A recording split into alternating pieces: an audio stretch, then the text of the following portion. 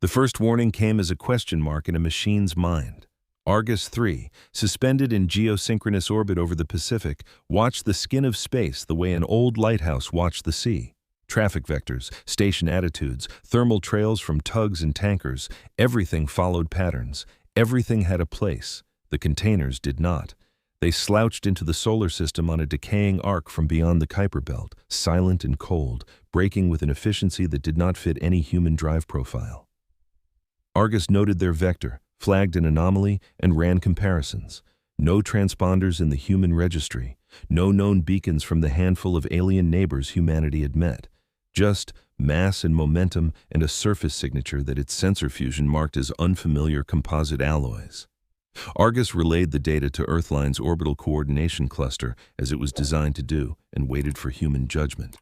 On the ground, under a high blue sky just brightening into afternoon, Commander Declan Rodan held a cooling cup of coffee and watched the anomaly plot appear in his retinal overlay.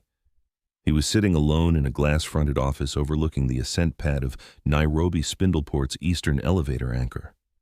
Cargo containers slid along mag rails below him, bound for the sky. He took in the numbers in silence, the way a man reads an old, familiar language. Mass estimates, velocity, approach angle, atmospheric grazing risk. He frowned when the trajectory intersected the Atlas graveyard. The graveyard was technically designated Atlas Salvage Conglomerate Zone 12, a hollow sphere of orbits stuffed with derelicts, debris, and cannibalized frames. To most nations, it was a junkyard. To Declan's people, it was insurance, kinetic buffers, makeshift raw material, and increasingly, a shield. Argus, Project Decay Curve if unassisted. The AI's voice warmed his ear implant. Unassisted decay will result in multi-pass atmospheric grazing and eventual breakup between 10 and 20 years, Commander. However, collision probability with existing Atlas assets is rising. Recommend interception and controlled disposal. Declan tapped the plot open wider, leaned back. The containers would skim along the graveyard's outer shell on their first pass. That meant they were someone else's trash tossed into his front yard. He checked Argus's threat analysis. No weapon signatures, no active power except the faint internal heat of mass. Whoever had sent them had cut the engines and let gravity do the rest. Put it in the priority queue, he said, and mark it for salvage review. There might be something worth picking over before we drop it into the burner. Argus acknowledged. Declan shut off the overlay and took a sip of his coffee. It had gone tepid in the minutes he'd spent evaluating the plots. He didn't know then that the containers were full of children. He only knew that they were a problem drifting toward his skin. Hours later, as the world turned and word of the anomaly began to filter through Earthline's hierarchy, an entirely different mind took interest. Eerie Naven sat curled on the floor of her cluttered apartment in Tel Aviv, surrounded by tripods and cables, half a dozen screens forming a ragged semicircle in front of her. She wore compression shorts and a faded t-shirt, hair twisted into a practical knot, eyes moving faster than her fingers as she swiped and tapped. Her channel analytics had been flat for days. Her last deep dive on lunar mining arbitration had done well with the niche crowd, but not with the wide world. She needed something sharp, something outrageous. Her friend in orbital coordination pinged her a private link with a single-line message. Somebody just dumped alien hazmat near Atlas. You didn't hear it from me. She opened the link and skimmed the raw feed. Argus's initial scans, trajectory plots, the code phrase Argus had attached, unknown biohazard content possible. Irie's heartbeat quickened. Hazmat, Atlas, alien. It ticked boxes in her head. Environmental crime, jurisdictional gray zones, all the messy, fertile ground she knew how to cultivate. She could see the thumbnail already. An anonymous container streaking toward Earth's scrap halo. The words, "They're using us as a dumpster." She started recording voice notes, pacing as she spoke. Okay, so hook is, we find out someone tried to throw away a giant alien trash bag in our orbital backyard. No identification, no consent. We send a salvage crew, because of course we do, and then... She paused. Something inside her had learned to hesitate, to question the obvious, because the stories that really moved people weren't about inert metal, they were about whatever lay inside. Her thumbs danced across her interface. Request embed privileges with upcoming salvage ops, Argus anomaly tag, Atlas graveyard jurisdiction. She hesitated a moment, then added Declan Rodin's name to the request. He had been the face of a previous crisis, a measured official with tired eyes and a voice people trusted. If he was involved, this might be bigger than scrap. She sent the request and smiled to herself. If they said no, she knew 3 different Skyhands divers who owed her favors. One way or another, she planned to be where whatever this was intersected with human hands. In his office above Nairobi's rising steel, Declan read the embed request and rubbed the bridge of his nose. He remembered Irie Naven clearly from a smaller disaster 3 years earlier, when a failing satellite had skimmed too close to a Centennial Festival station. She'd embedded herself with his emergency crews and produced a blisteringly honest stream that had both vilified and vindicated his people. She had made them heroes and scapegoats in equal measure, which was to say, she had told the truth. He trusted her to make things harder. He trusted her not to lie. He tapped approval. Argus, route Naven's embed through standard clearances and slot her on the first Skyhands shuttle to the Anomaly. Also, give me a projected timeline on intercept. First container will reach Atlas proximal zone in approximately 6 hours, Commander. Skyhands interception window opens in 3 hours. Start spinning up teams. In low Earth orbit, rescue technicians in the orbital rescue group Skyhands received alerts and began going through rehearsed motions. They donned pressure suits, checked tethers, reviewed decompression drills. Some cursed gently under their breath, others hummed songs. None of them, not even the most superstitious, suspected that the cargo they would soon crack open had once breathed warm air under alien skies. By the time the first Skyhands shuttle slipped away from its dock and burned gently outward toward the Atlas graveyard, the sun had slid toward evening over Nairobi. Shadows lengthened across the city. Declan watched the ascent tracks in his overlay, every engine plume a thread in a web he'd been weaving his entire career. He had been an officer in wars, but this coordination of steel and flesh and timing, felt like his true battlefield, steering civilization through its own detritus. He had no inkling that someone else, somewhere far beyond his horizon, had looked at his world and seen nothing but a trash can. Far away, where stars burned smaller and sparser, a ship called VDS Casketfall tumbled on a corrected course, its drives cold. Its captain, a heavy-jawed Valketh in a uniform that smelled faintly of old ozone, had long since set the disposal protocol and turned away. The containers, long chains of composite shells with embedded life support and thermal regulation, had slid free of the ship's magnetic cradle like shed skin. They had coasted toward the pale dot that its nav array marked as an unimportant blue world. No significant political alignment, no central authority recognized by the Imperium, just a juvenile species kicking at its own gravity well. The captain had not thought of the contents of those containers as lives. He had thought of them as liabilities. They were contaminated, the memos had said. Not biologically, but cognitively. Their neural engrams held traces of restricted operations, unauthorized exposures, fragmentary glimpses of things that could not be risked. When the order had come to divert the cargo from Umbral Silex and find the nearest low-impact star system with sufficient mass for disposal, the captain had punched in coordinates without a second thought. He had watched the hollow of the blue planet grow fractionally larger, feeling nothing. He'd told himself the Imperium knew what it was doing. He told himself he was merely obeying a protocol designed by minds greater than his. By the time Argus saw the containers, Casketfall was already far away. The first clear visual came when the Skyhands shuttle crested the outer reach of the Atlas graveyard. The graveyard was a drifting cathedral of wreckage. Hulls of retired freighters turned slowly, their once proud names scorched.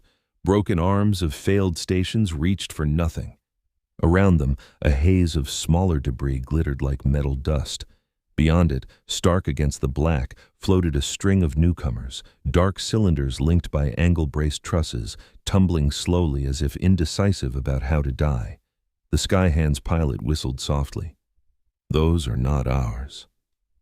The team lead, a compact woman with grease under her fingernails even in 0G, squinted through her visor and felt a prickle run along her spine. They looked purposeful. No lopsided improvised repairs, no mismatched parts. A clear, sharp design language that said someone, somewhere, had stamped these out in a factory that had never heard of Atlas. Behind the team lead's seat, strapped in with a slightly green expression, Eerie Naven held her recording rig close to her chest and watched via her suit's external cams. The containers loomed, filling her field of view. Hazard glyphs curved along their sides, sharp insectile strokes in a language no human had formally learned. Her overlay struggled to classify the icons and eventually gave up, rendering them simply as unknown. Her heart beat faster. Threat. Mystery. Skyhands Alpha, orbital control, Declan's voice said into the shuttle's cabin. Maintain vector. You are green to approach. Argus will assist with navigation. Remember, no contact with external surfaces outside of tools. Treat it as live biohazard until Hava says otherwise. Copy, the team lead replied. They were caught on camera, a small cluster of humans in white and silver suits drifting toward a black alien carcass, tether lines snaking behind them. For now, only Argus, Declan, and a handful of controllers watched. Later, billions would see these images through Irie's lenses, replayed until they became myth. The Skyhands team sealed the shuttle's airlock, cycled to vacuum, and pushed off toward the nearest container. It dwarfed them, massy and indifferent. Its hull was smooth and unbroken except for recessed panels and the ominous hazard glyphs. No visible seams or vents. Argus, I want a high-res surface scan, the team lead murmured. Look for weak points, maintenance hatches, anything that looks like an access interface.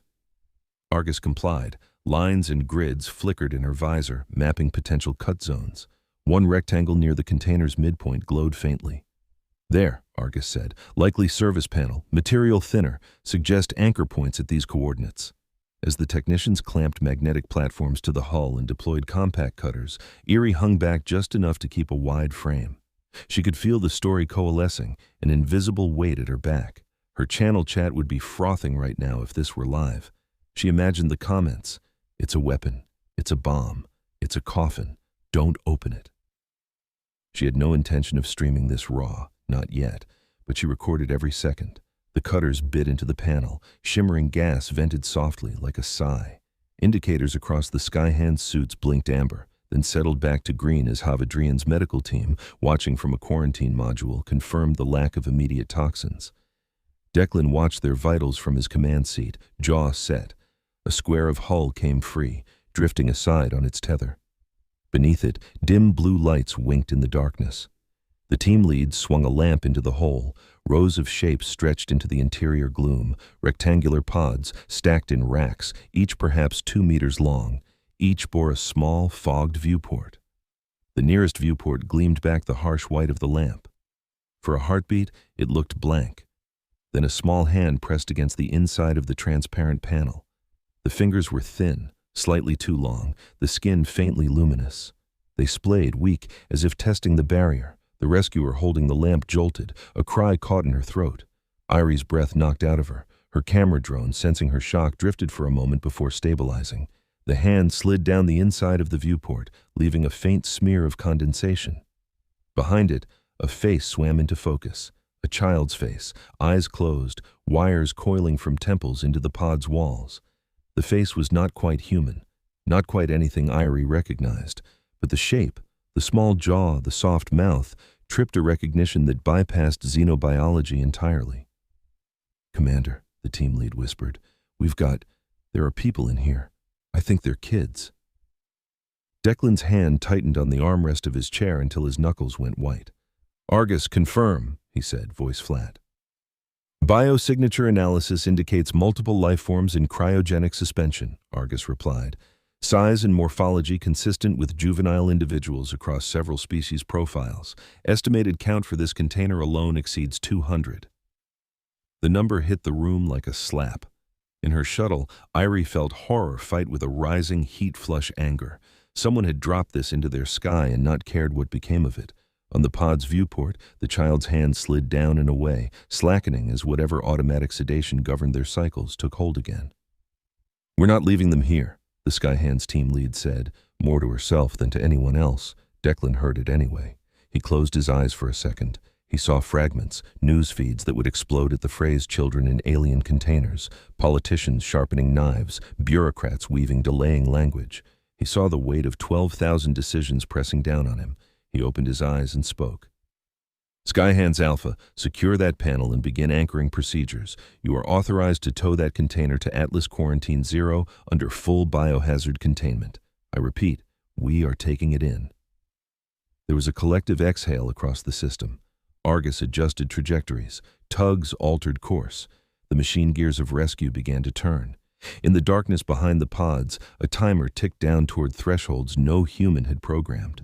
The first container took almost 4 hours to move. The Skyhands shuttle's engines strained as they nudged it gently toward a designated slot in the Atlas graveyard, where a ring of modular quarantine platforms waited like petals of a steel flower. Robotic arms extended, clamped on, and pulled the container into a cradle. Inside Earthline's crisis coordination room, the air felt thick. Declan stood at the central table, flakes of projected data swirling above the holographic surface. Around him, representatives from health, security, ethics, and external affairs all talked at once. Unknown biological contamination, a health officer insisted. We cannot simply start opening these pods. That cargo is labeled as hazard by a civilization that clearly knows more than we do. They dropped it in our orbit, the external affairs representative snapped. Without notice, without permission. That is an act in itself, and those labels might just be legal theater. Or cover for something worse, muttered the security delegate. Director Matteo Albrecht, gray-haired and precise, sat at the head of the table, fingers steepled under his chin. His eyes moved between Declan and the data. We have incomplete information, he said. We have potential threat vectors we cannot quantify, and we have, according to Argus, between 9,000 and 15,000 living juveniles in a deteriorating environment. He paused. Our first duty is to our own population, but our chosen identity as a species will be written by what we do here. Declan listened, jaw set. He thought of the small hand sliding down the viewport. Hava's preliminary scans show no active pathogens in the atmospheres of the pods she's sampled, he said. The hazard markings could indicate anything. Improperly registered experiments, illegal cloning, the aliens' own taboos. We can keep wringing our hands, or we can start pulling them out one batch at a time under maximum quarantine and try to keep them alive. Matteo's gaze sharpened. You are aware, Commander, that if we proceed and an unknown agent gets loose, the political cost may be the least of our worries.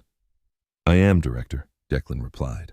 I'm also aware that if we let kids die in those cans when we had a chance to do something, we won't be able to look the mirror in the eye afterward, even if the mirror is on a dying planet. He surprised himself with the sharpness of his own words. It wasn't how he usually argued. It sounded more like something an activist like Narai Rangan would say at a rally. In a sense, that was exactly the voice the moment needed. Matteo knew it. He'd spent his life balancing cold equations against the stubborn irrationality of human decency.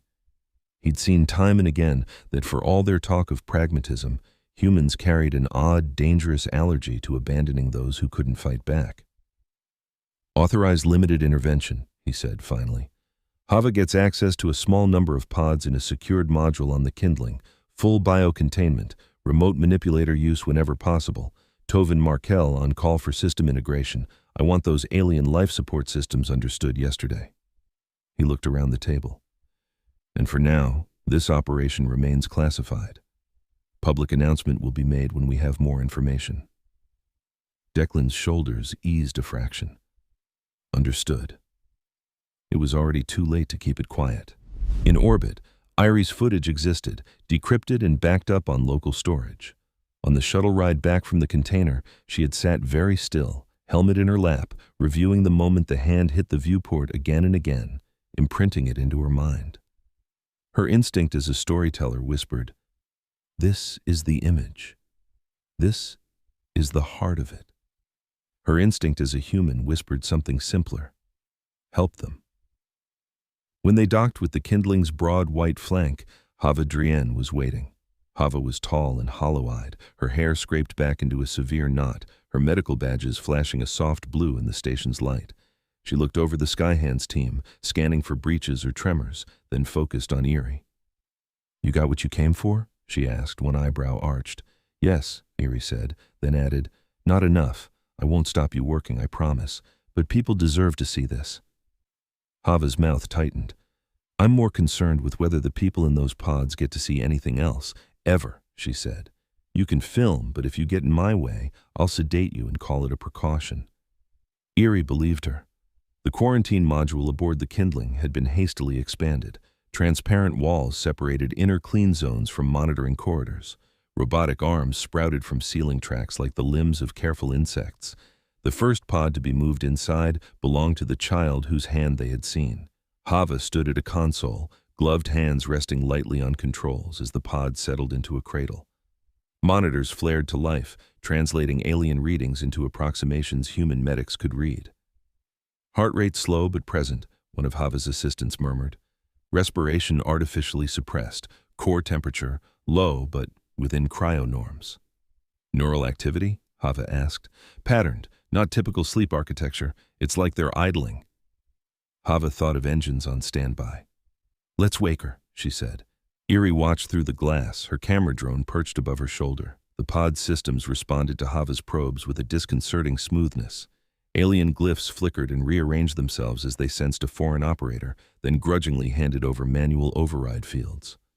Behind Hava, a new figure entered the module's outer ring, Tovin Markel, hair disheveled from having clearly been dragged from his bunk in a hurry. He carried a tablet stuffed with hastily decoded alien interface fragments.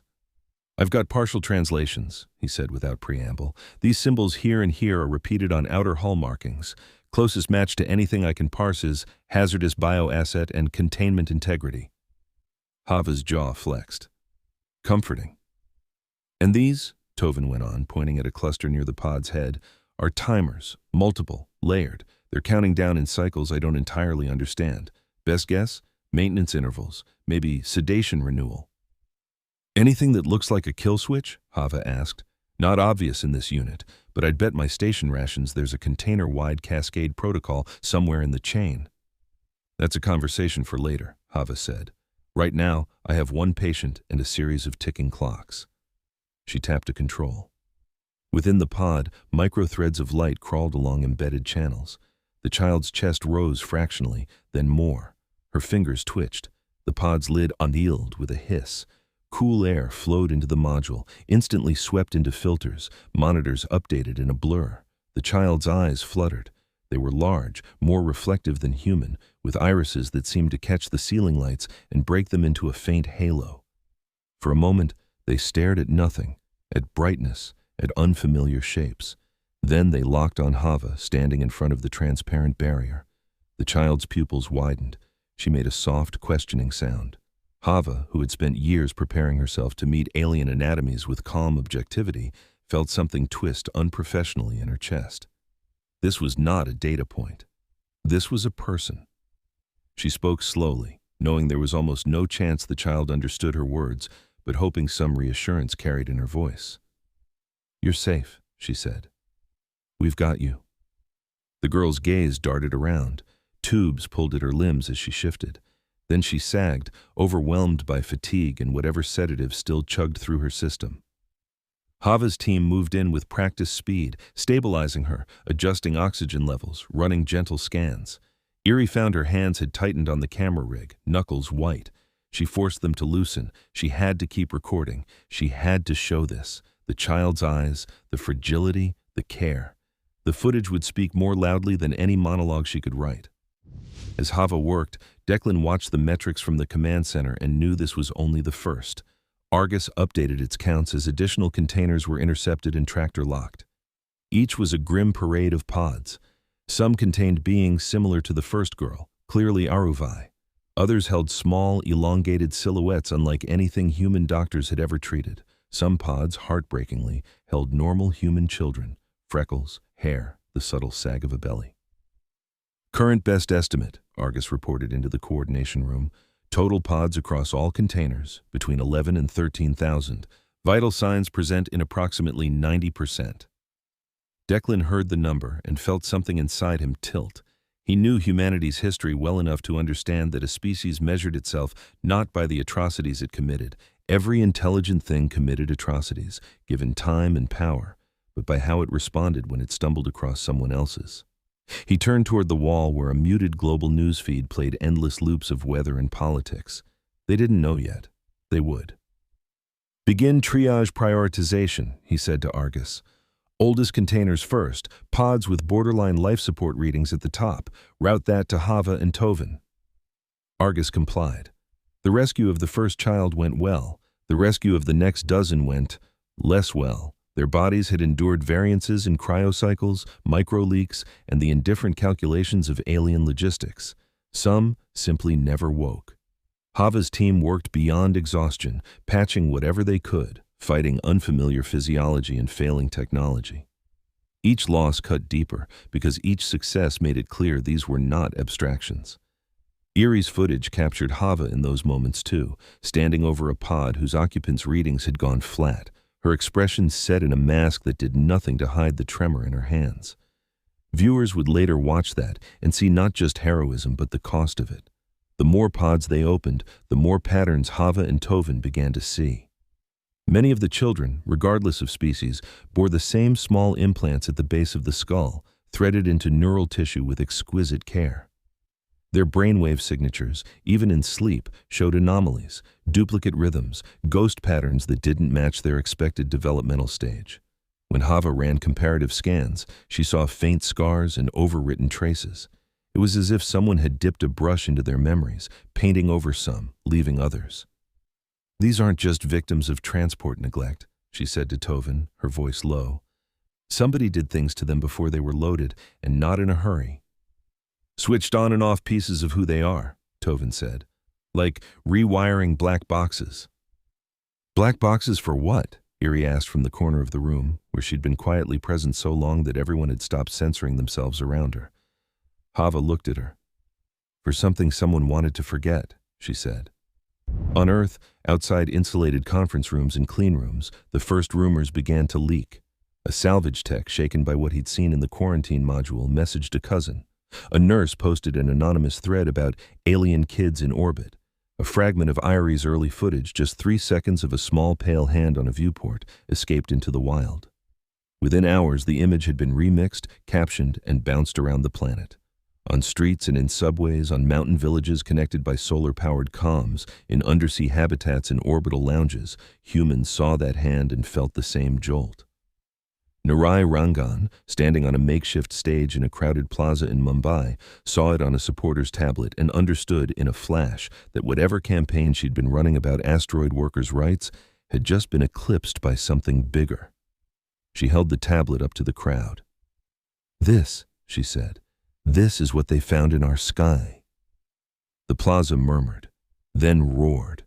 Narai did not yet know how many children there were, what had been done to them, or who had sent them. She knew only that in that moment, across countless networks, a collective sense of outrage and protectiveness flickered to life. Governments felt it like a wind shift. Within Earthline, director Matteo Albrecht read the first unauthorized posts about space kids and swore quietly. His carefully constructed timeline for managed disclosure had been shattered by the messy reality of human mouths and fingers. He called Declan. "We're losing control of the narrative," he said. "We never had it," Declan answered. "We just had a head start. Now we have to make sure the narrative is true." "What if the truth is that we brought a plague home?" Matteo asked. Declan thought of Hava's scans, Tovin's analysis, the lack of clear pathogenic vectors. "The evidence so far says the only infection we've brought home is someone else's cruelty," he said. "With respect, sir, if we try to bury that, we become complicit in it." Matteo stared his own reflection in the dark screen of his desk for a long moment after the call ended. He thought of his grandchildren. He thought of humanity's precarious position on the galactic stage, neither entirely primitive nor truly integrated. A young species crouched between the legs of giants, still choosing its alliances. He sighed and started drafting a public address. By the time he stepped in front of the cameras in the Earthline press chamber, the rumor had grown teeth. People had already imagined 1,000 worst-case scenarios. In that sense, the truth for once was both worse and better than speculation.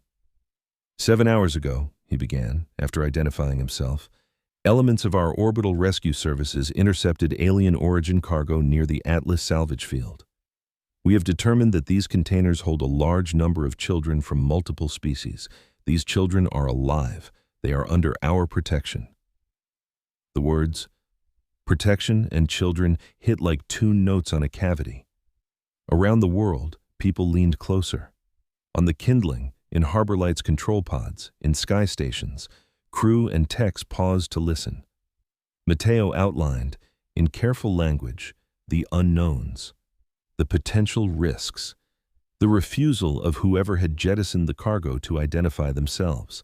Then he said, clearly, "We will not abandon these children. We will act with caution, but we will act with compassion. We invite any civilization who believes themselves responsible for them to come forward and explain how they justified putting them into cold boxes and throwing them into the dark." It was a provocation as much as an invitation. In some offices far away, it was heard as such. On a small listening outpost in the Oort cloud called Cindermere Station, a duty officer watched a series of spikes appear in their intercepted beam analysis. "Got something, sir," she said to her superior. "Burst from what looks like Valketh space, high priority, multiple hops, keywords." She squinted at the auto-decoder. Containment, contamination, umbral, neutralization, and something about lost cargo. Her superior tilted his head. "Tag it, encrypt it, and send it down the pipe," he said. "This smells like it belongs to the kids." On the Kindling, as more pods were loaded and more small faces seen, one in particular drew attention. Her pod had been flagged by Tovin's algorithms as high risk, life support margins thin, countdown timers nearly at zero. She was human, according to Argus's preliminary bioscan, with vitals flickering uncertainly. "Bring that one in next," Hava ordered. The child emerged into the quarantine module's light, gasping, fingers clawing weakly at the air. Her hair clung in damp strands to her forehead. She was perhaps 10, maybe 11. She thrashed as the pod opened, disoriented and panicking. Hava had to use the outer restraint field to prevent her from tearing lines out of her own arms. "Easy," Hava said, voice steady. "You're okay. You're not where you were. You're safe." The girl's eyes focused, wild. She spoke, not in the crisp consonants of Earth's languages, but in a lilting, fractured dialect from a frontier outpost barely in the human consortia. The Kindling's translation suite, already humming with HFY and other samples, struggled. After a few seconds, it started spitting out soft approximations. "Schoolyard," the girl was saying. "They said we were chosen, that it would be fun. There were lights. Then, cold." Her voice broke. She looked past Hava, through the glass, and saw Eerie, who had involuntarily stepped closer. Something in the reporter's face, familiarity of species perhaps, clicked. "Where am I?" the girl asked, the translation smoothing the panic into shivers of sound. "Is this another trick?" "You're on a human ship," Eerie said, surprising herself. Hava glanced at her, but said nothing. "My name is Eerie. You're not alone." The girl's shoulders shook. Tears floated in globules away from her cheekbones, caught and wicked away by the field. Her name, they learned slowly, was Lina Corvo. She had been taken from a mining habitat school, promised a test for special opportunities. She remembered a shuttle, a sterile facility, voices speaking in a human language twisted by foreign mouths, then in harsher tongues she did not know. She remembered rows of other children, wires, fear, and then, as she tried to remember more, the memory itself seemed to skitter sideways, like a frightened animal avoiding a trap in her own mind. Alina Vost, watching the session from Earth via secure feed, leaned closer. "There's something blocking her from going further," she said into the conference link. "It's not just trauma, it's structured. Someone's put fences in her memories." Archivist Ferevi, their Aravi counterpart, nodded slowly. Their tendrils shifted in a pattern that, in their culture, signified deep unease. "We have felt this before," they said softly. "In those who came back from the Imperium's re-education centers, there are scars behind the scars." The pieces began to fall together. Sillari Drossen's message arrived like a stone dropped into a pond already full of ripples. It came in on a narrow band frequency, encrypted with a key that matched fragments found in the alien code Tovin had been unpacking. "I am Sillari Drossen," the message said, in awkwardly synthesized trade cant. "Former logistics analyst for Heliox Axis under Valketh contract. I know what is in your orbit. I can explain why they were disposed of. You have something I cannot carry alone. I seek sanctuary in exchange for testimony." Matteo played the message 3 times, listening to the strained urgency in the alien's voice. He convened Declan, Hava, Tovin, Elena, and a handful of advisors. If this is a trap, one security officer said, inviting them to meet us at a humanitarian hub is insanity. If it's genuine, Alina countered, and we ignore it, we'll be stumbling around in the dark while an empire makes decisions about us. We need every scrap of context we can get. Declan thought about vectors and triangulation. A single data point, a string of containers, an unknown origin, told you very little. A second, the intercept of Valketh traffic about missing contaminated cargo, gave you a line. A third, an insider with names and motives, could give you a plane. We can't afford to let fear paralyze us, he said. We choose the ground, we choose the terms. Harborlight was built for emergency relief. It can be hardened. It's also away from the surface. Matteo watched him and wondered when the cautious commander had become such an advocate for risk. He already knew the answer. Somewhere between watching a small hand on a viewport and hearing Lina's halting description of being chosen. Very well, Matteo said. We invite Sillari to Harborlight. We relocate a portion of the children there, as much for space as for symbolism, and we tighten defensive protocols around the station. Harborlight had never expected to be the center of anything. Lagrange Refuge Hub Harborlight was designed as a way station, a place where disaster refugees could be triaged, resupplied, and redirected. It had docking arms, modular domes, a modest med bay. It was the kind of place that only specialists knew by name. Within days, it became something else. Transport barges and shuttles arrived from the Kindling and other quarantine platforms, bearing pods and, later, ambulatory children. Volunteers came up from Earth via Nairobi Spindleport and other launch sites. Doctors, teachers, social workers, cooks. Davia Corin arrived with barely a bag, already drafting intake procedures and long-term care frameworks in her head. She walked the unfinished corridors of Harborlight, listening to the sounds of frightened children in different languages echoing down metal walls, and rearranged everything. These ones need quiet. These ones respond to music. These ones need constant tactile reassurance. She assigned human volunteers to non-human children based on personality, not just physiology.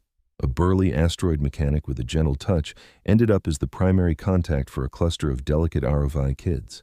A retired teacher with a loud laugh was paired with silent, wide-eyed hybrids who only relaxed when someone's presence filled the space with confident warmth. Narai's activist network turned their outrage into logistics. They organized donation drives not just for physical goods, but for attention and political support. On Earth, marches wound through capitals with banners reading, "No child left to die in orbit." On Harborlight, Alina Vost set up a neurotherapy suite in a former cargo bay. Sensors lined the ceiling, chairs and cushions filled the floor. Kids sat plucking at tactile toys while Alina and Ferevi took gentle readings, mapping the invisible scars in their minds. Lina Corvo became one of Alina's regulars. Alina found her astonishingly resilient. Lina woke from nightmares with shaking limbs and damp hair, then insisted on joining group activities. She asked questions that adults had trouble answering. Why did they want us? Why didn't anyone stop them before? In therapy sessions, with her consent and the help of Ferevi's careful touch, Lina revisited the edges of her abduction. She saw the schoolyard again, the strangers with their too bright smiles and precisely worded offers. She saw the shuttle's interior, the way the walls seemed to hum with tension. She felt the prick of a needle, the sinking cold. Every time she approached the memory of the facility beyond, she hit a strange inner wall. Her heart would race, her palms sweat, and her thoughts would slide away, skittering into safer crevices. It's like there's fog in my head, Lina said one afternoon, sitting cross-legged on a cushion, fingers knotting a piece of string. If I walk toward some parts, the fog gets thicker. If I push, I feel sick. Alina nodded, watching her monitors. That fog was put there deliberately, she said. Your mind is doing exactly what it should, protecting you until we can move carefully. You're not failing. Someone else failed you. We're going to fix that as much as we can. Lina looked at her with an expression that was too old for her years. Will it ever go away? She asked. Maybe not completely, Alina admitted, but it will change. It will become something you can live with instead of something that runs your life from a shadow. And in the process, if you choose, you can help us understand what they did to you and the others so we can stop them from doing it again. Lina hesitated, then nodded slowly. Then I want to remember, she said. Even if it hurts. Far outside, in cold space, Sillari Drossen's small shuttle crept toward harbor light under a transponder that flickered between recognized and unknown. They were tired down to the bone. Their species, long used to bending under the Imperium's weight, had almost forgotten what resistance felt like. They had helped coordinate cargo loads for Heliox Axis for longer than human civilization had had spaceflight. They had seen numbers and codes where others saw faces. It had always been easy to tell themselves they were just pushing symbols around. Then the cargo lists had changed. The manifests had begun using euphemisms that even their jaded heart could not swallow. Contaminated juveniles, hazardous engrams, cognitive waste. Sillari had overridden access restrictions, read deeper, and seen glimpses of Umbral Silex's work. Children wired to machines, their experiences siphoned and overwritten, their fear turned into graphs. The knowledge had poisoned them. Now, as Harbor Light's docking clamps closed around their shuttle, as security staff in neutral gray suits and varied physiologies waited on the other side of the airlock, Sillari wondered if they had traded one kind of death for another. The airlock cycled. Gravity rose gently as the internal ring's spin pressed down. A human man stepped forward, medium height, hair going to silver at the temples, wearing the Earthline Directorate's emblem on his chest. Beside him stood Declan, posture half military, half exhausted civic official. Behind them, Irie's camera drone hovered, red recording light winking. Sillari straightened their shoulders. "I am Sillari Drossen," they said aloud for the first time in a place not owned by Heliox Axis. "I have come to tell you why someone thought 12,000 children belonged in a disposal chute." The words hung in the air, heavy. Matteo extended a hand, hesitated, then converted it into a more species-neutral gesture of welcome. "We're listening," he said. They took Sillari to a secure conference room with transparent walls overlooking one of Harbor Light's play domes. Through it, the alien watched a human volunteer attempt to teach a group of HFY children how to throw a ball in microgravity. The ball bounced, floated, was caught by a child whose skin gleamed faintly in the station's light. Sillari's throat constricted. "They should not be here," they said softly. "They should never have been anywhere near what was done to them," Lina agreed from a corner. Sillari began to talk. They explained the Valketh Imperium's obsession with control, of populations, narratives, even memories. They described the black projects that Heliox Axis had serviced in exchange for lucrative contracts, programs in which abducted children from subordinate species in unaligned worlds were used as living recorders. "You call them black boxes," they said, gesturing vaguely at Irie, who had used that phrase in one of her speculative streams. "To the Imperium, they are black mirrors. They hold up truth to those who would rather not see, so they must be clouded." Umbral Silex was one of several facilities where this clouding took place. Sillari described sterile halls, procedural logs that spoke of neural overwrite cycles, failure rates, and waste disposal. They spoke of shipments diverted, of internal politics that had delayed one particular shipment, the one that ended up drifting toward Earth. "When that cargo was designated contaminated," Sillari said, "it did not mean diseased. It meant that the attempts to overwrite memories had failed in ways the Imperium considered too risky. The children had seen too much. Their minds had resisted. There was disagreement among our superiors about what to do." They looked down at their hands. In the end, someone made a simple decision. Put them in sealed containers, find a world that does not matter politically, dump them into its gravity well and let time and entropy finish the work, cheaper than building new erasure suites, denser than space, less formal than liquidation. "And that world was ours," Declan said quietly. "Your system fit the criteria," Sillari replied. "Peripheral, emerging, unaligned, a place where no one important would look closely if anything seeped."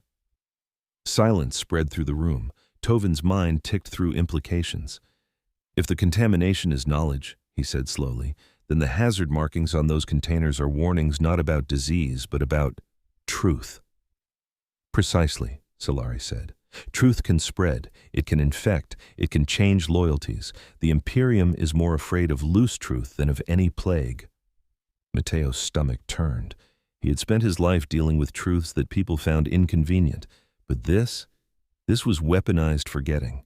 Alina's monitors back on Earth hummed softly with the weight of it. She saw for a moment the children's hidden scars not just as injuries, but as stolen testimonies. If we can restore those memories, she said, we're not just helping them heal. We're producing evidence of crimes on a scale most of our species has never had to understand. And painting a very large target on yourselves, Sillari said.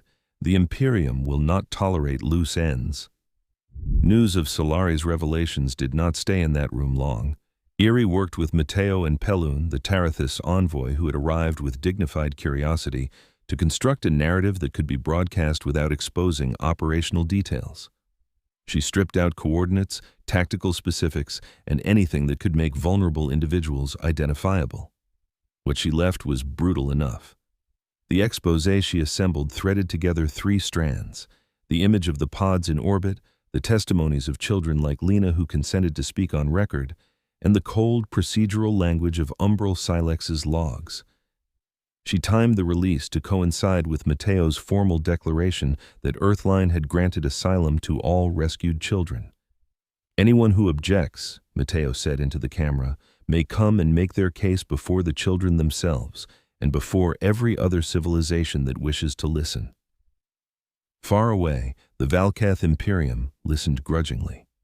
They had known from scrambled reports that something had gone wrong with the disposal of a particular contaminated cargo.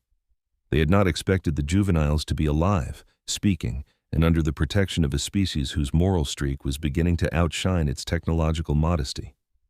The first response was not a fleet. It was a message. The communiqué came through a standard diplomatic channel, cloaked in icy politeness.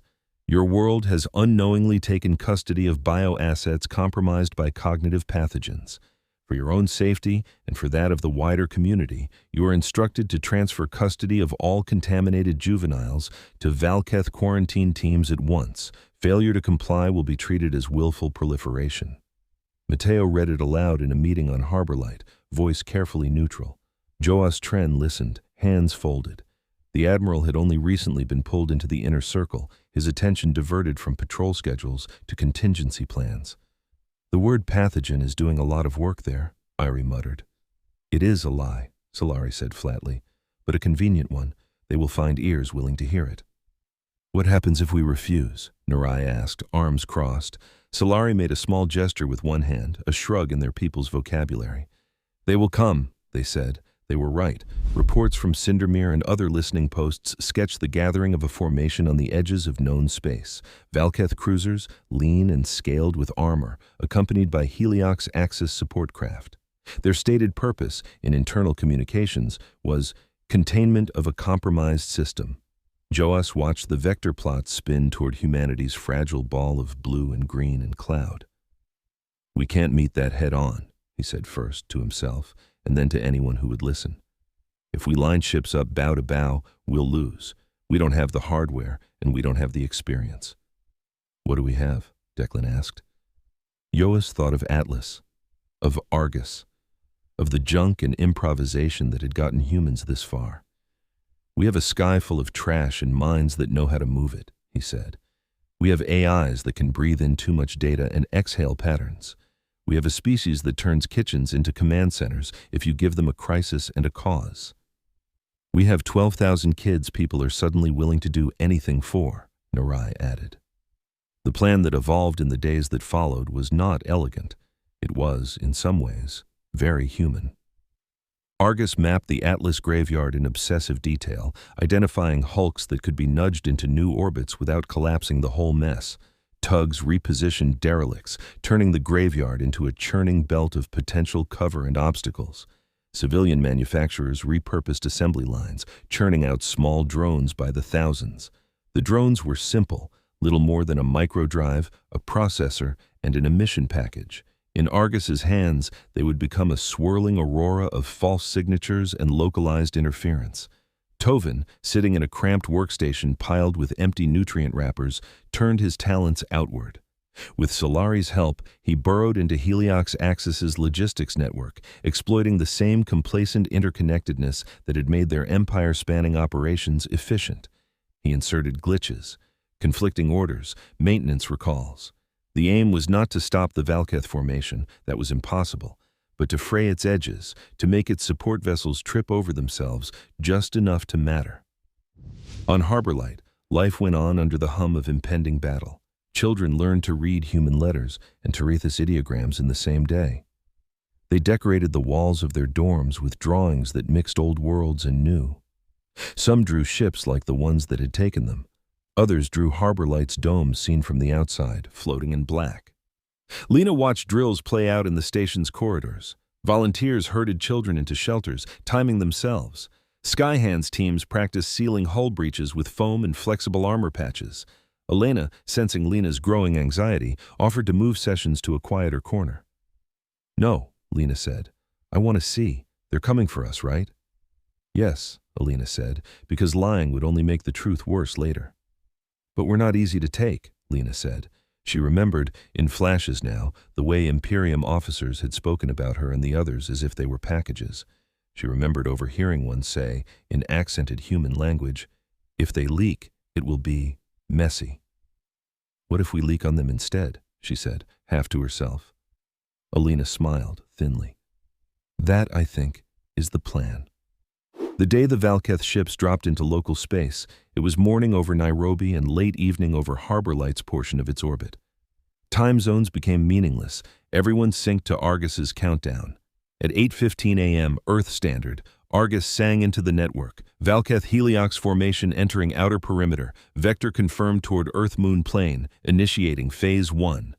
From his command chair on a hardened platform above Earthline's primary control center, Joas watched their signatures bloom on his display.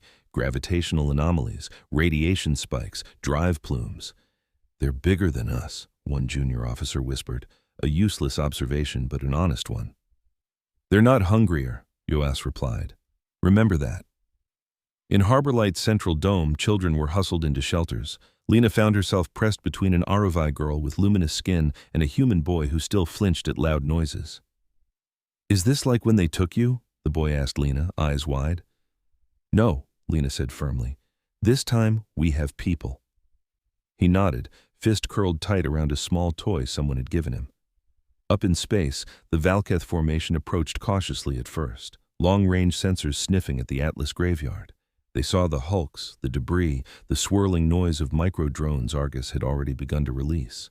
Within their ships, commanders frowned at the cluttered tactical plots. "This system is disorderly," one remarked. "This system is improvisational," another corrected. On Earthline's side, Argus poured its awareness into the melee. It assigned drones to emit signatures mimicking larger ships, flickering them in and out of existence at the edge of detection. It sent others to shadow Valketh vessels at a distance, mapping how their sensor suites reacted, learning and adjusting. Within the graveyard, tugs pushed and nudged hulks into final positions. It was like setting up a field of bowling pins and then watching as someone tried to run through without knocking any over. "Phase 2, Yoa said, as the first Valketh destroyer nosed into the graveyard's outskirts. "Harbor Light lockdown, Atlas drift pattern Gamma." Declan watched Harbor Light's icon change color on his display, indicating sealed bulkheads, activated internal shields, and redirected power. He imagined the people inside. Hava in her medbay, Elena monitoring neural feeds, Davia calming frightened children, Irie talking quietly to her camera, narrating history. He felt, absurdly, like a father buckling a reckless child into a car seat before a dangerous drive. The first shots were not meant to hit anything. Valketh gunners fired controlled beams and packets into the graveyard, testing density, watching how wrecks shifted. They picked off a few drones by chance, their explosions flickering like distant fireflies. Then, a Valketh destroyer, more confident, pushed deeper toward the cleared corridor that led, eventually, to Harbor Light's orbit. Argus had anticipated this. It had seeded that corridor with dormant micro-drones, each programmed to wake at a precise threshold. As the destroyer crossed it, the drones kicked on, unleashing a storm of electromagnetic static. Valketh sensor feeds filled with ghosts. False signatures blossomed and died in randomized patterns. The destroyer slowed, uncertain. Its escort ships adjusted, trying to compensate. In doing so, they bumped up against hulks Argus had gently nudged into their paths, forcing awkward burns, and in one case, a near collision that threw another vessel off course entirely. On Heliox Axis support craft, systems began to glitch. Tovin's malware, long embedded, chose this moment to trigger a series of false alarms. Maintenance consoles screamed about imaginary coolant leaks. Navigation arrays rebooted. Fuel valves refused to open until non-existent inspections were logged. Valketh commanders swore in languages no human had heard. "This is not random," one spat. "Someone is inside our systems."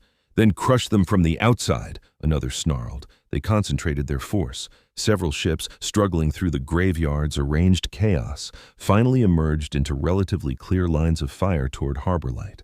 Inside Harbor Light's control room, an alarm shrieked. "Enemy vessels on direct vector," a controller said, voice clipped.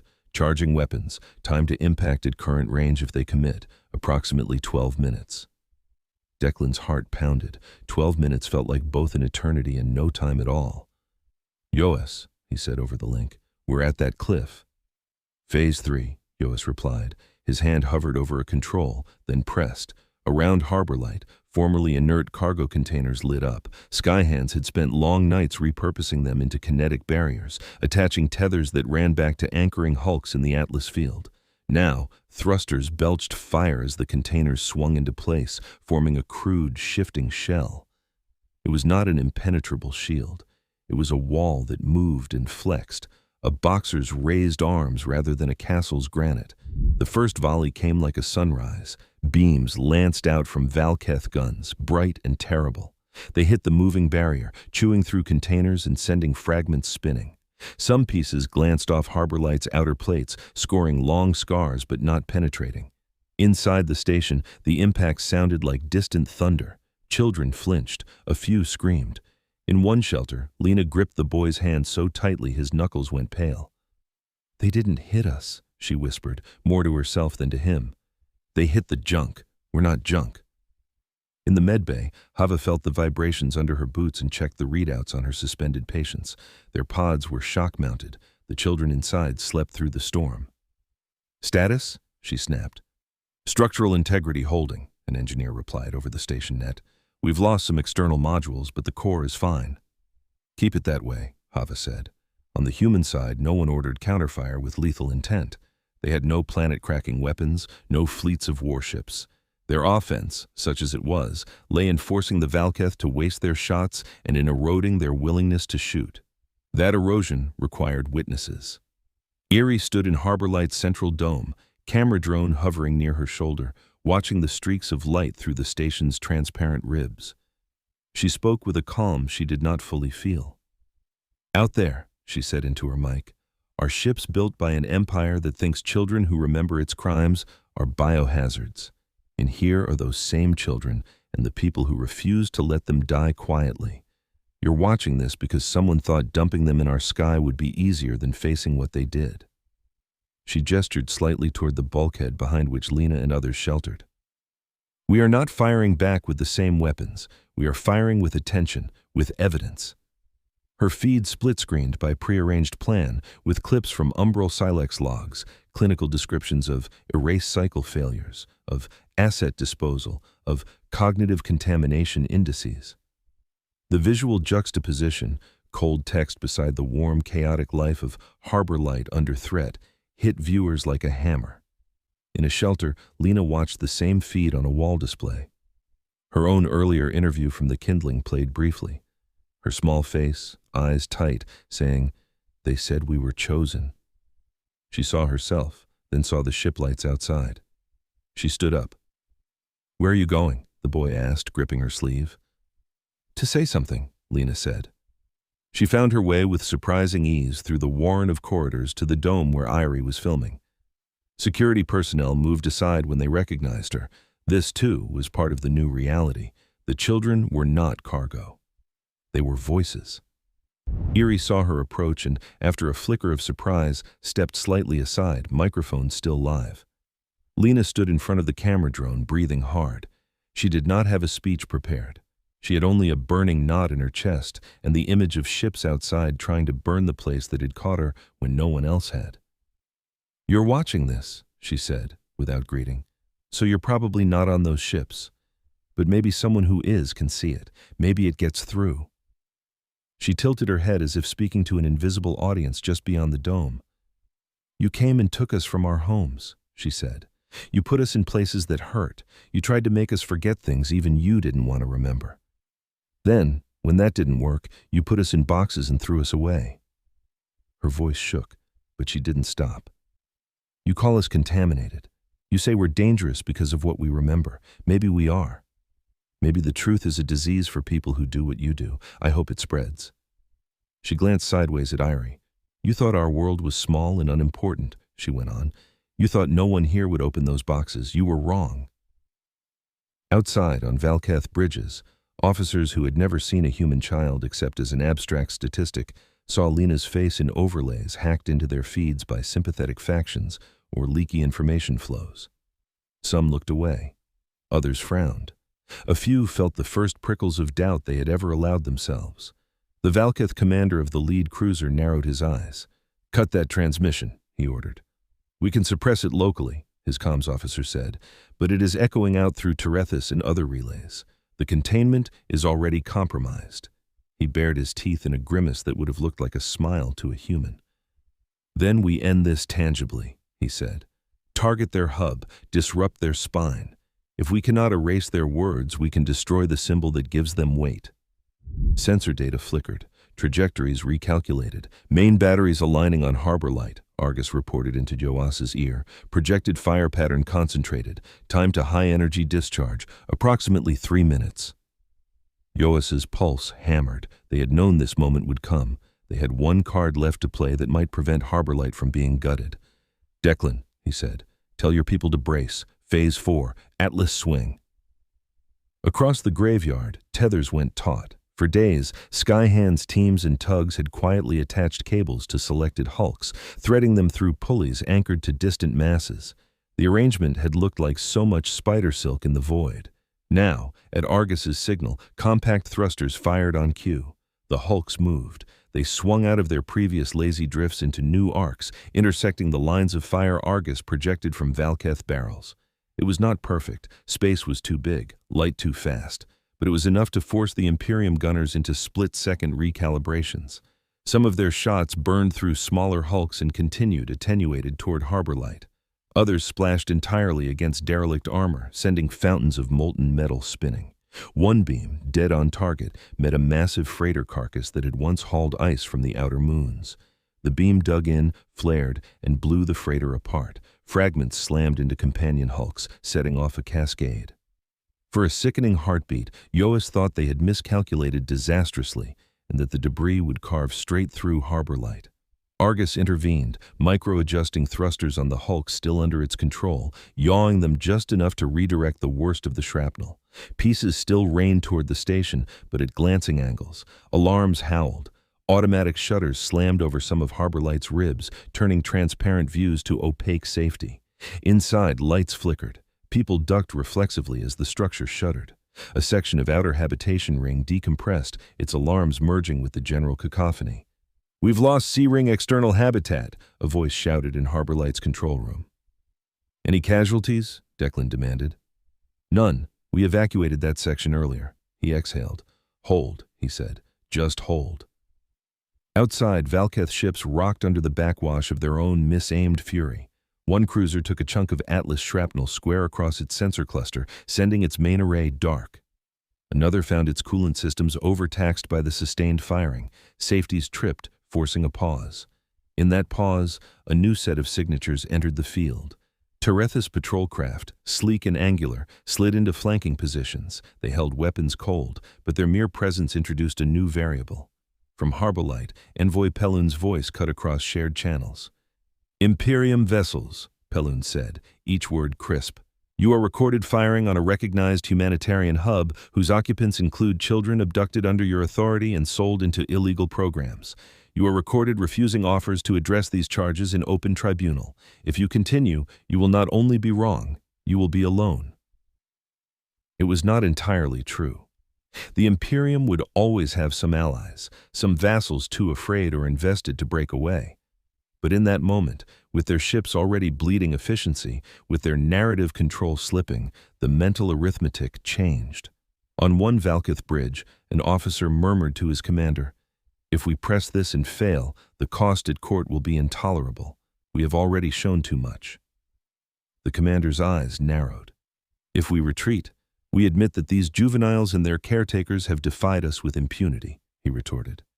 If we die here, there will be no one left to insist we were right, the officer replied quietly. Strategic cowardice and flickers of conscience merged into something like prudence. On the human side, no one could hear the murmured arguments in Valketh tongues. They saw only data, formation shifts, power output drops, vector adjustments. Argus, faster than any flesh, extrapolated. Valketh heliox formation reducing thrust toward inner system, it reported. Orientation adjusting away from primary conflict zone, probability of organized withdrawal rising. Joas kept his voice level. Do not pursue, he ordered. Shadow at distance. Keep drones on them. Make sure the whole galaxy sees them leaving. Harbor Light's internal alarms gradually fell silent, one by one. Emergency lights dimmed back to normal levels. In shelters, children unclenched their fists and opened their eyes, realizing that the thunder had stopped. Lina sat down abruptly, legs giving out. They're going away, the boy whispered. For now, Lina said. She felt simultaneously 6 years old and 100. Tears stung her eyes, not of fear this time, but of a complex, messy relief. Hava finished patching a minor hull breach in the medbay with quick-setting foam and looked at the rows of sleeping children. You get to wake up in a world that said no, she murmured. On Earth, screens bloomed with images of Valketh ships swinging around, their drives flaring as they accelerated away from the graveyard. Erie's broadcast ran replays of Lina's speech, of the barrier of junk swinging into place, of Paloon's ultimatum. Nerai Rangan, standing amid a crowd outside Earthline headquarters, watched the retreat and felt something unclench in her chest. They blinked, she said to the person next to her. Not enough, came the reply. No, she agreed, but enough to prove they can. In the weeks that followed, the galaxy reeled. Terethus and other polities petitioned for inquiries into Umbral Silex. Leaked logs from that and other facilities made their way into a nascent trans-species legal framework.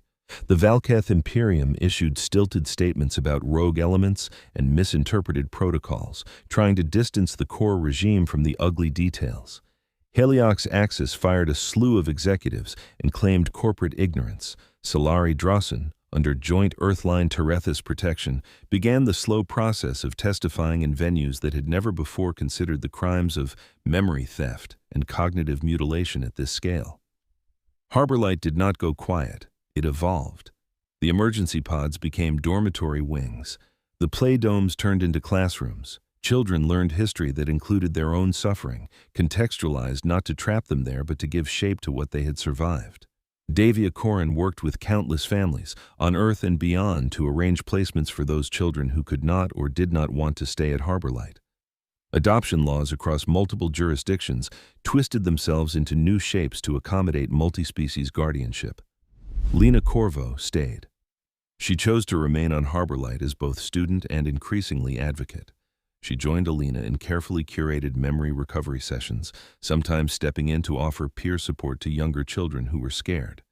In one such session, months after the battle, she finally pushed through a patch of the fog in her own mind and saw, with searing clarity, a Valketh officer standing over her as she lay wired to a machine. He had looked down with an expression not unlike boredom and said in accented trade cant, "If this doesn't take, she goes in the bin. Waste disposal doesn't care about faces." The memory slammed into her present like a wave. She gasped, fingers clawing at her own skull. Alina held her, letting her shake. "You're not in that room," Alina said, voice steady. "You're here, on Harbor Light. He's gone. You're not." Lina sobbed, then laughed, the sounds tangled. "I want to find him," she said when she could speak. "We might," Alina said, "but even if we don't, you've already beaten him." "How?" Lina demanded. "You were supposed to die quietly," Alina said. "You survived loudly." News feeds would echo that phrasing for years. Erie's final report on the crisis ended not with the retreating silhouettes of Valketh ships or the thunder of legislative gavel strikes, but with a quieter scene. She stood in a Harbor Light corridor, camera pointed toward a window. On the other side, in a gravity garden, a ring where centrifugal force simulated homie up and down, children played among floating vines and artificial sunlight. Human kids chased Aruvai kids, laughing. A Terethus volunteer tossed a ball high, and a hybrid child with faint ridges along their temples leaped to catch it, legs kicking. Irie spoke over the image, voice softer than in her earlier broadcasts. "They dumped something in our sky," she said. "They thought it was waste. We opened it and found 12,000 children instead. We still don't know what the long-term cost of that choice will be. We know only that we made it and that we'll have to live with the consequences together." The camera panned slowly, catching Lina for a moment as she stood to one side, watching the game with a thoughtful expression. The girl noticed the lens, met it, and offered a small, wry wave. "People say humanity stepped onto the galactic stage when our ships first left our orbit," Irie went on.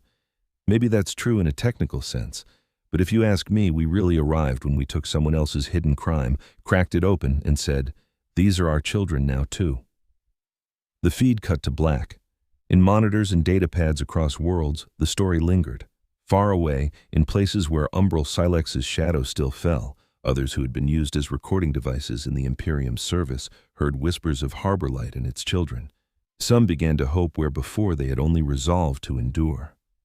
On Earth, in a small cafe in Nairobi, Declan Rodan sat alone at a corner table, nursing a cup of coffee that had gone cold again. He watched Erie's report on his handheld and listened to his own face being woven into a myth he had never meant to inhabit. He remembered the first plot from Argus, the containers drifting in, just another problem. He remembered the moment the hand hit the viewport. He thought of how close, in the cold calculus of fear and pragmatism, they had come to doing nothing. "I don't know if we're ready for what we started," he murmured. He also knew, in a bone-deep way, that they had had no real choice. Not if they wanted to be the people they claimed to be. Outside the window, the elevator ribbon to Nairobi Spindleport glinted in the sun, a steel thread connecting ground to sky. Along it, cargo and people moved up and down. Among them would always now be some trace of the children they had pulled out of the dark. Somewhere beyond, the Valketh Imperium smoldered over its failed containment. Sillari's documents hinted at other facilities, other disposals not yet exposed. The conflict was not over. It might, in some ways, never be over in his lifetime, but the shape of the future had changed. When someone used the word contaminated now, more and more people heard not disease, but truth. And on a station hanging between Earth and the stars, a girl who had once been slated for the bin walked barefoot through a gravity garden, thinking about memory and justice, and the strange, stubborn species that had opened her coffin and refused to lock it again.